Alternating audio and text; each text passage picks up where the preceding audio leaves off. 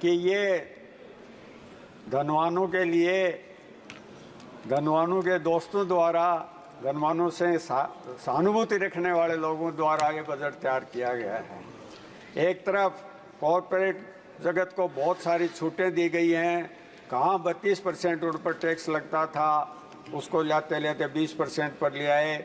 और दूसरी तरफ जो आम आदमी है, जो नौकरी पेशा लोग हैं, उसके 7 लाख करके भी बहुत खुशी मना रहे हैं कि 7 लाख रुपये हमने उसकी लिमिट कर दी, 17,000 रुपये की उसको छूट दे दी। यही नहीं, पहली बार बहुत साल बाद ऐसा लग रहा है कि आम आदमी से ये बजट दूर है। आम आदमी का बजट होता तो आज जो सदन में बात उठ के आई वो नहीं होती, चाहे हमारे महाराष्ट्र के दोस्त बोल रहे, चाहे हमारे उत्तर प्रदेश के दोस्त बोल रहे। जो जो बजट की साइज बढ़ी, त्यों त्यों गरीब को भूलते गए, असंगठित क्षेत्र को भूलते गए, युवाओं को भूलते गए, बेरोजगारों को भूलते गए। और सबसे ज़्यादा बड़ी मार करी है वो किसान और किसानी पर करी है। यहाँ कहा गया था कि किसान का आय दुगनी करेंगे, आय दुगनी नहीं करी, बल्कि उसका जो इनपुट था कृषि का, उसकी लागत दुगनी कर दी। और दुगनी पर भी नहीं रुके, जीएसटी कृषि उपकरणों पर लगा दी, आपके फर्टिलाइज़र के कट्टे की साइज कम कर दी, आपके जो किसान की और दूसरी बातें थी, किसान का जो कर्जा माफ करने की बात थी, उस पर कोई ध्यान नहीं दिया गया। मैं अध्यक्ष महोदय जिस क्षेत्र से आता हूँ वो किसान प्रधान देश है, एक प्रदेश है, वहाँ किसानी है, और वो भी एक फसलीय इलाका है। हमारे किसान बहुत मेहनत से काम करते हैं, बहुत खून पसीने से काम करते हैं, और हालत आज ये है कि उनको जो उनकी लागत है वो ही नहीं मिल रही, दुगुनी आय तो मिलने से रही। यहाँ घोषणा की गई कि हम एमएसपी को कानूनी दर्जा देंगे, कहीं उसके लिए पूरे बजट में कोई चर्चा नहीं है। आपके हेल्थ सेक्टर की बात ले लीजिए, आप उप स्वास्थ्य केंद्र से लेके और मेडिकल कॉलेज तक जो चिकित्सा सुविधा है उसका कहीं कोई धनी दौड़ी नहीं है। कहा गया, बहुत सारी आलोचना करते हैं हमारे पूर्व प्रधानमंत्री, प्रथम प्रधानमंत्री जी का, पर उन्होंने 1956 में जो एम्स बना दी थी दिल्ली में, उसके मुकाबले की आज भी ये 10 साल में भी कोई एम्स एक भी तैयार नहीं कर पाए। हमारे प्रधानमंत्री जी ने उस समय जो आईआईटी खोली, जो आईआईएम खोले, जो रिसर्च इंस्टीट्यूट खोले, चाहे आईसीसीएमआर है, चाहे साइंस इंस्टीट्यूट है, चाहे हिस्ट्री का वो रिसर्च का मामला है, किसी के मुकाबले कोई इंस्टीट्यूशन बना नहीं पाए।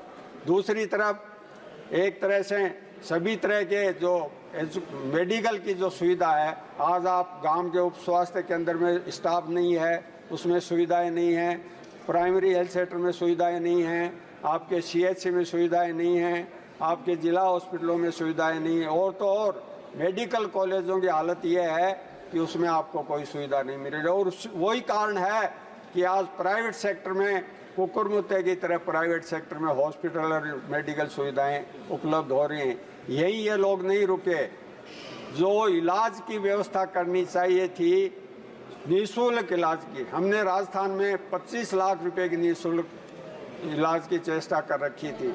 अभी एक क्वेश्चन पर हमारे पंजाब से आने वाले अमरेंद्र राजा साहब ने कहा था कि हम बहुत सारी चिट्ठियां लिखते हैं, अगर आप क्यों नहीं ये व्यवस्था कर देते हैं कि जो भी गंभीर रोग हैं उनका सारा इलाज निःशुल्क भारत सरकार करवाएगी। जब राजस्थान सरकार 25 लाख का इलाज करा सकती है, तो आप क्यों नहीं अपने जो स्वच्छ भारत है उसके तहत 5 लाख रुपए देते हैं, उसको क्यों नहीं आप 30 लाख रुपए कर दें। आपको अगर इस देश को आगे ले जाना है, अगर सोसाइटी को आगे बढ़ाना है, तो आपको हेल्थ सेक्टर पर अपना खर्चा बढ़ाना पड़ेगा। आपको एग्रीकल्चर पर आप 21 में 4.40% खर्चा करते थे, अब आप 24 में उसको 2% 5% पर ले आए, जबकि 54% लोग इस देश के कृषि पर निर्भर हैं। सारी आपकी इंडस्ट्री कृषि से चलती है, आपका जो खाद्य सुरक्षा की आप बात करते हैं, जिस पर कहते हैं हम 80 लाख लोगों को अनाज मुफ्त दे रहे हैं, वो सिर्फ और सिर्फ आप किसान के बलबूते पर दे रहे हैं, उस किसान के बलबूते पर दे रहे हैं जो अपने खून पसीने से ये सारा अन्न आपके लिए उत्पन्न करता है। नहीं तो बहुत सारे पुराने लोग हैं, उनको याद होगा PL 480 के तहत अमेरिका से इस तरह का खाद्य आता था जिसको पशु भी नहीं खाते थे। ये हिंदुस्तान का किसान है जिसने अपने बलबूते पर इस देश को आत्मनिर्भर बनाया। अध्यक्ष सभापति जी, 2 बात मैं मेरे लोकसभा क्षेत्र की कहूँगा। मेरे यहाँ एक पब्लिक सेक्टर अंडरटेकिंग है, उसको ये सरकार हमेशा कमज़ोर रहती है। हिंदुस्तान कॉपर प्रोजेक्ट जिसमें हज़ारों लोग काम करते थे और जो उसमें कॉपर उत्पन्न होता है वो डिफेंस के इक्विपमेंट बनाने के भी काम आता है। उसको बिल्कुल 500 आदमियों पर ले आए। तो मेरी मांग ये है कि उस कॉपर प्लांट को पुनः आधुनिक मशीनें लगा के चालू किया जाए। एक मेरे यहाँ नेशनल हाईवे है जो यूपीए सरकार ने मंजूर किया था, हरियाणा में वो पूरा हो गया, 11 नंबर नेशनल हाईवे। और मेरे लोकसभा क्षेत्र में 70 किलोमीटर पर उस पर 1 इंच भी काम हुआ नहीं है। कृपया उस पर भी ये सरकार ध्यान दे, क्योंकि ये पूरी इसके अंदर फंडिंग वाला प्रोजेक्ट है। बहुत बहुत धन्यवाद आपने बोलने का अवसर दिया।